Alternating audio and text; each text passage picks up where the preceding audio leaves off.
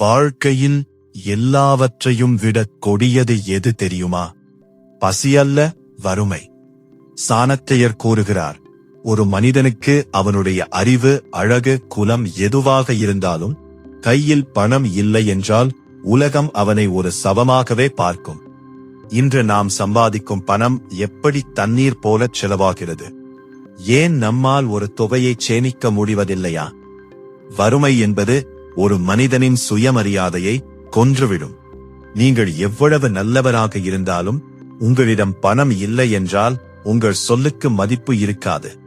உறவினர்கள் உங்களை ஏளனமாக பார்ப்பார்கள். நண்பர்கள் உங்களை தவிர்ப்பார்கள். இதுதான் நிதர்சனம். ஆச்சாரிய சாணக்கியர் தனது நீதி சாஸ்திரத்தில் பணத்தை எப்படி கையாள வேண்டும், செலவுகளை எப்படி குறைக்க வேண்டும் என்பதற்கு சில காலத்தால் அழியாத சூத்திரங்களை வழங்கியுள்ளார். அதைத்தான் இன்று நாம் மிக விரிவாக பார்க்க போகிறோம்.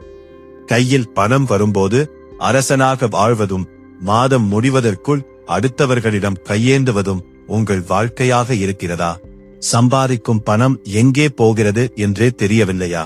2300 ஆண்டுகளுக்கு முன்பே ஒரு சாதாரண மனிதனை பேரரசனாக்கிய ஆச்சாரிய சாணக்கியர், செல்வம் என்பது சம்பாதிப்பதில் இல்லை, அதை சேமிப்பதில் இருக்கிறது என்கிறார். உங்கள் பாக்கெட்டில் ஓட்டை விடாமல் தடுக்க சாணக்கியர் கூறும் அந்த ரகசிய சூத்திரம் என்ன? இன்றைய வீடியோவில் உங்கள் நிதி நிலையை அடியோடு மாற்றப் போகும் முக்கிய விதிகளை பார்க்கப் போகிறோம். கடைசி வரை பாருங்கள், உங்கள் வாழ்க்கை மாறப்போகிறது. சாணக்கியர் ஒரு மிகச் சிறந்த பொருளாதார நிபுணர். அவர் கூறுகிறார், யார் ஒருவன் தன் வருமானத்திற்கு அதிகமாக செலவு செய்கிறானோ அவன் தன் அழிவை தானே தேடிக் கொள்கிறான். இன்று நாம் செய்யும் மிக பெரிய தவறு என்ன தெரியுமா? மற்றவர்கள் நம்மை பற்றி என்ன நினைப்பார்கள் என்பதற்காக செலவு செய்வது. உங்களிடம் ஏற்கனவே ஒரு நல்ல போன் இருக்கலாம், ஆனால் உங்கள் நண்பர் புதிய மாடல் போன் வாங்கிவிட்டார் என்பதற்காக அதை கடனில் வாங்குவது புத்திசாலித்தனம் அல்ல. இது ஒரு தற்காலிக கௌரவம். ஆனால் இதற்கு நீங்கள் கட்டும் வட்டி எனும் உங்களை நீண்ட காலத்திற்கு தடைபடுத்தும். ஒரு பொருளை வாங்கும் முன் உங்களை நீங்களே 3 கேள்விகள் கேட்டுக்கொள்ளுங்கள். இது எனக்கு இப்போது அவசியமா? இது இல்லாமல் என்னால் வாழ முடியுமா? இதை வாங்குவதால் என் சேமிப்பு பாதிக்கப்படுமா? இந்த 3 கேள்விகளுக்கும் உங்களால் நேர்மையாக பதில் சொல்ல முடிந்தால் உங்கள் பாக்கெட்டில் இருந்து பணம் தேவையில்லாமல் வெளியேறுவதை 50% தடுத்துவிடலாம். ஒரு மனிதன் தனது பலம் மற்றும் பலவீனத்தை அறியாமல் செயல்படுவது போலவே தனது வருமானத்தின் எல்லையை அறியாமல் செலவு செய்வதும் ஆபத்தானது. ஆடம்பரத்திற்காக செய்யப்படும் செலவு என்பது கையில் இருக்கும் விளக்கை அணைத்துவிட்டு இருட்டில் நடப்பதற்கு சமம். சேமிக்கப்படும் ஒவ்வொரு ரூபாயும் சம்பாதிக்கப்படும் ஒரு ரூபாய்க்கு சமம் என்கிறார் சாணக்கியர். ஒரு நதி எப்படி ஓடிக்கொண்டே இருந்தாலும் அணை கட்டி நீரை தேக்கினால் மட்டுமே அது விவசாயத்திற்கு பயன்படுமோ? அதுபோல உங்கள் வருமானத்தை நீங்கள் தேக்கி வைக்க வேண்டும். சாணக்கிய நீதியின் அடிப்படையில் உங்கள் வருமானத்தை 4ஆக பிரிக்க வேண்டும். முதலாவதாக பாதுகாப்பு. உங்கள் வருமானத்தில் ஒரு பகுதியை எதிர்கால ஆபத்துக்களுக்காக சேமிக்க வேண்டும். இரண்டாவதாக தர்மம். வருமானத்தில் 10% சமூகத்திற்கு தர வேணும். இது உங்களுக்கு மன அமைதியையும் சமூக அந்தஸ்தையும் தரும். மூன்றாவதாக அவசிய செலவுகள். உணவு, தங்குமிடம் போன்ற அடிப்படை தேவைகளுக்கு ஒரு பகுதி. நான்காவதாக மறு முதலீடு. உங்கள் தொழிலை அல்லது அறிவை வளர்க்கும் முதலீடு. ஆபத்து காலத்தில் உங்கள் உறவினரோ அல்லது நண்பரோ கூட கைவிடலாம், ஆனால் நீங்கள் சேமித்து வைத்த செல்வம் உங்களை கைவிடாது. பணம் என்பது உங்கள் அடிமையாக இருக்க வேண்டுமே தவிர நீங்கள் பணத்திற்கு அடிமையாக இருவிடக்கூடாது என்பதே சாணக்கியரின் தாரக மந்திரம். தேனீக்கள் எப்படி சிறுகச் சிறுக தேனை சேமிக்கிறதோ அதுபோல மனிதன் சிறு தொகையையும் அலட்சியப்படுத்தாமல் சேமிக்க பழக வேண்டும். சாணக்கியர் கடனை ஒரு நெருப்பிற்கு ஒப்பிடுகிறார். நெருப்பை ஆரம்பத்திலேயே அணைக்கவில்லை என்றால் அது முழு காட்டையும் அழித்துவிடும். கடன் வாங்குவது என்பது உங்கள் எதிர்கால வருமானத்தை இன்றே தின்று தீர்ப்பதாகும். இன்றைய காலத்தில் கிரெடிட் கார்டு மற்றும் EMI என்பது ஒரு மாயவலை. இன்றே வாங்குங்கள், மெதுவாக கட்டுங்கள் என்பது உங்களை வாழ்நாள் முழுவதும் உழைக்க வைக்கும் ஒரு தந்திரம். நல்ல கடன் என்பது உங்கள் வருமானத்தை பெருக்கும் ஒரு சொத்தை வாங்க கடன் வாங்குவது. கெட்ட கடன் என்பது உங்கள் கௌரவத்திற்காக அல்லது தேய்மானம் அடையும் பொருட்களை வாங்க கடன் வாங்குவது. கடன் வாங்கியவன் எப்போதும் பயத்திலேயே இருப்பான்.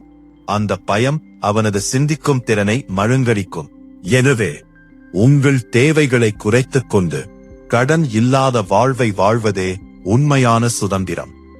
எதிரி, நெருப்பு மற்றும் கடன் ஆகிய மூன்றையும் மிச்சம் வைக்காமல் வேரோடு அழிக்க வேண்டும் என்று சாணக்கியர் எச்சரிக்கிறார். கடன் வாங்கி ஒருவன் விருந்து வைப்பதும் ஓட்டை படகில் கடலை கடக்க முயற்சிப்பதும் ஒன்றுதான். சாணக்கியர் காலத்திலேயே நாணயங்களை வர்த்தகம் செய்வதிலும் தானியங்களை சேமித்து வைத்து விலையேறும் போது விற்பதிலும் அவர் வல்லவராக இருந்தார். பணம் ஒரே இடத்தில் தேங்கினால் அது அழுகிப் போகும். அதை சரியான இடத்தில் முதலீடு செய்ய வேண்டும்.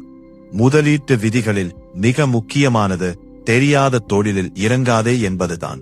மற்றவர் லாபம் சம்பாதிக்கிறான் என்பதற்காக உங்களுக்கு புரியாத துறையில் பணத்தை போடாதீர்கள். இரண்டாவதாக, இடரை பகிர்தல். எல்லா முட்டைகளையும் ஒரே கூடையில் வைக்காதீர்கள். முதலீட்டை பிரித்து வையுங்கள். மூன்றாவதாக, அறிவு முதலீடு. எதையும் விட சிறந்த முதலீடு உங்கள் அறிவை வளர்ப்பதுதான். நீங்கள் எவ்வளவு கற்றுக்கொள்கிறீர்களோ அவ்வளவு அதிகமாக சம்பாதிப்பீர்கள். செல்வம் என்பது ஒருவருக்கு தானாக வராது. அது ஒழுக்கம், கடின உழைப்பு மற்றும் சரியான திட்டமிடல் ஆகியவற்றின் மூலமே வரும். சாணக்கியர் சொன்ன இந்த விதிகளை உங்கள் வாழ்க்கையில் ஒரு மாத காலம் மட்டும் பின்பற்று பாருங்கள். உங்கள் கையில் எப்போதும் பணம் இருப்பதை நீங்கள் உணர்வீர்கள். செல்வம் என்பது உங்களை நோக்கி ஓடி வர வேண்டும் என்றால் நீங்கள் பணத்தின் பின்னால் ஓடுவதை நிறுத்திவிட்டு அதை மேலாண்மை செய்யும் கலையை கற்றுக்கொள்ள வேண்டும். சரியான நேரத்தில் எடுக்கப்படும் நிதி முடிவுகள் உங்களை ஒரு சாம்ராஜ்யத்தின் அதிபதியாக மாற்றும் வல்லமை கொண்டவை. முதல் பாகத்தில் பணத்தை சேமிப்பதையும் தேவையில்லாத செலவுகளை தவிர்ப்பதையும் பற்றி பார்த்தோம். ஆனால் வெறும் சேமிப்பு மட்டுமே ஒருவனை பெரும் செல்வந்தனாக மாற்றிவிடுமா? சாணக்கியர் கூறுகிறார், அணை கட்டி தேக்கப்பட்ட நீர் பாயவில்லை என்றால் அது குட்டையாகிவிடும். ஆனால் அதே நீர் வாய்க்கால்கள் வழியாக பாய்ந்தால் அது ஒரு தேசத்தையே செழிக்க வைக்கும். உங்கள் பணமும் அதுபோலத்தான். பணத்தை பாதுகாப்பது ஒரு கலை என்றால் அந்த பணத்தை பெருக்குவது ஒரு தவம். பல நேரங்களில் நாம் பணத்தை சேமிக்கிறோம், ஆனால் அந்த பணம் பணவீக்கம், இன்ஃப்ளேஷன் என்ற அரக்கனால் மெல்ல மெல்ல தின்னப்படுவதை நாம் கவனிப்பதில்லை. இன்று நீங்கள் சேமிக்கும் 100 ரூபாய் 10 வருடங்களுக்கு பிறகு அதே மதிப்பை தராது. அப்படியானால் உங்கள் செல்வத்தை எப்படி காலத்திற்கும் அழியாமல் பாதுகாப்பது? உங்கள் சந்ததிக்கும் அந்த செல்வம் போய்ச் சேர சாணக்கியர் காட்டும் வழி என்ன? செல்வத்தை பெருக்குவதற்கான ரகசிய உத்திகளையும் பணக்காரர்கள் கடைபிடிக்கும் அந்த மிக ரகசியமான வாழ்வியல் முறைகளையும் விரிவாக பார்ப்போம். சாணக்கியர் ஒரு முக்கியமான எச்சரிக்கையை விடுக்கிறார். உன் ரகசியங்களை யாரிடமும் பகிர்ந்து கொள்ளாதே, அது உன்னை அழித்துவிடும். இது நிதி விஷயத்திற்கும் பொருந்தும். உங்கள் வருமானம் எவ்வளவு, உங்களிடம் இருக்கும் சேமிப்பு எவ்வளவு என்பதை தம்பட்டம் அடிக்காதீர்கள். நீங்கள் பணக்காரர் என்று உலகம் தெரிந்து கொண்டால் உங்களை தேடி வரும் உறவுகளும் வாய்ப்புகளும் உங்களை சுரண்டுவதற்காகவே இருக்கும். நிஜமான செல்வந்தன் என்பவன் தான் ஒரு செல்வந்தன் என்பதை காட்டிக் கொள்ளாதவன். ஆடம்பர கார் அல்லது விலை உயர்ந்த உடைகள் மூலம் உங்கள் அந்தஸ்தை நிரூபிக்க முயற்சி செய்யாதீர்கள். சாணக்கியரின் தர்மப்படி ஒருவன் தனது செல்வத்தைக் கொண்டு மற்றவர்களுக்கு தெரியாமல் உதவி செய்ய வேண்டுமே தவிர மற்றவர்களுக்கு தெரியும்படி ஆடம்பரம் செய்யக்கூடாது. தேவையற்ற புகழுக்காக செலவு செய்வது ஒரு ஓட்டை பானையில் நீரை நிரப்புவதற்கு சமம். உங்கள் நிதி நிலைமை எப்போதும் ஒரு மூடிய புத்தகமாக இருக்கட்டும். அதுவே உங்களின் பாதுகாப்பிற்கான முதல் கவசம். செல்வத்தை பெருக்குவதில் காலம், டைம் மிக முக்கியமானது. சாணக்கியர் கூறுகிறார், காலத்தை வீணடிப்பவன் தன் வாழ்க்கையையும் செல்வத்தையும் ஒரே நேரத்தில் இழக்கிறான். சேமிப்பை எப்போது தொடங்க வேண்டும் என்று பலரும் கேட்கிறார்கள். சாணக்கியரின் பதில், இப்போதே. நீங்கள் சம்பாதிக்கும் முதலாவது ரூபாயிலிருந்தே முதலீடு தொடங்கப்பட வேண்டும். கூட்டு வட்டி, கம்பவுண்டிங் என்ற அதிசயத்தை பற்றி சாணக்கியர் அந்த காலத்திலேயே மறைமுகமாக குறிப்பிட்டுள்ளார். ஒரு தானியத்தை விதைத்தால் அது ஆயிரக்கணக்கான தானியங்களை தரும் கதிராக மாறுவது போல உங்கள் சிறிய முதலீடு காலப்போக்கில் ஒரு பெரும் சாம்ராஜ்யமாக வளர வேண்டும். அதற்கு பொறுமை அவசியம். அவசரப்பட்டு பணத்தை எடுக்கக்கூடாது. இன்று நாம் பார்க்கும் பல வெற்றிகரமான மனிதர்கள் ஒரே இரவில் பணக்காரர்கள் ஆனவர்கள் அல்ல. அவர்கள் தங்கள் பணத்தை விதைத்து அது மரமாக வளரும் வரை பல ஆண்டுகள் காத்திருந்தவர்கள். நீங்கள் பணத்திற்காக வேலை செய்வதை நிறுத்திவிட்டு பணம் உங்களுக்காக வேலை செய்யும் நிலையை அடைய வேண்டுமென்றால் நீங்கள் காலத்திற்கு மதிப்பு கொடுக்க வேண்டும். யாரிடம் பழகிறோம் என்பதில் மிகவும் கவனமாக இருக்க வேண்டும் என்கிறது சாணக்கிய நீதி. அறிவற்றவனுடன் சேரும் செல்வம் ஒரு கள்வன் கையில் கிடைத்த விளக்கு போன்றது. அது அவனையும் அழித்து சுற்றி இருப்பவர்களையும் அழிக்கும். உங்கள் நிதி வளர்ச்சியை தீர்மானிப்பது உங்கள் நட்பு வட்டம்தான். எப்போதும் செலவு செய்வதைப் பற்றியும் ஊர் சுற்றுவதைப் பற்றியும் பேசும் நண்பர்களுடன் இருந்தால் உங்கள் பணமும் அவர்கள் வழியாகவே வெளியேறும். மாறாக வளர்ச்சியைப் பற்றியும் புதிய வாய்ப்புகளைப் பற்றியும் சிந்திப்பவர்களுடன் நட்பு கொள்ளுங்கள். ஒரு மனிதன்தான் பழகும் 5 நபர்களின் சராசரி என்று நவீன உலகம் சொல்கிறது. ஆனால் சாணக்கியர் இதை அப்போதே சொன்னார். தீய பழக்கங்கள் உள்ளவர்களிடம் செல்வம் தங்காது. மது, சூதாட்டம் மற்றும் தேவையற்ற சிற்றின்பங்களில் பணத்தை செலவிடுவது என்பது எரியும் நெருப்பில் நெய்யை ஊற்றுவது போல. அது உங்கள் ஒட்டுமொத்த கௌரவத்தையும் சேமிப்பையும் சாம்பலாக்கிவிடும். ஒழுக்கமான வாழ்வே ஒருவனை பொருளாதார ரீதியாகவும் பலப்படுத்தும். இறுதியாக சாணக்கியர் ஒரு பேரரசை நிர்வகிக்கும் மன்னனுக்கு சொன்ன நிதி ஆலோசனையை நமக்கு பொருத்தி பார்ப்போம். ஒரு மன்னன் தனது கருவூலத்தை எப்போதும் நிரப்பி வைத்திருக்க வேண்டும். அதேபோல ஒரு குடும்ப தலைவனும் தனது குடும்பத்திற்கு பின்னால் ஒரு வலுவான நிதி பின்னணியை உருவாக்க வேண்டும். செல்வத்தை பாதுகாப்பதில் மிக முக்கியமானது தன்னிறைவு. மற்றவர்களை சார்ந்து வாழும் நிலை உங்களுக்கு வரவே கூடாது. உங்கள் அறிவுத்திறனை தொடர்ந்து வளர்த்துக் கொள்ளுங்கள். Skill development. ஒரு மனிதனிடமிருந்து பணத்தை பறிக்கலாம், நிலத்தை பறிக்கலாம், ஆனால் அவனது அறிவை யாராலும் பறிக்க முடியாது.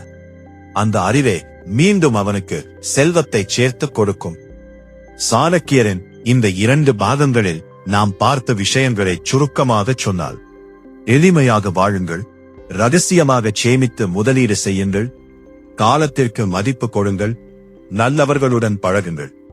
இந்த பயணத்தை இன்று தொடங்குங்கள். உங்கள் கடின உழைப்பும் சாணக்கியரின் புத்திசாலித்தனமும் இணைந்தால் நீங்கள் நினைத்து பார்க்க முடியாத உயரத்திற்கு உங்கள் நிதிநிலை உயரும். வறுமை ஒழியட்டும், செல்வம் பெருகட்டும்.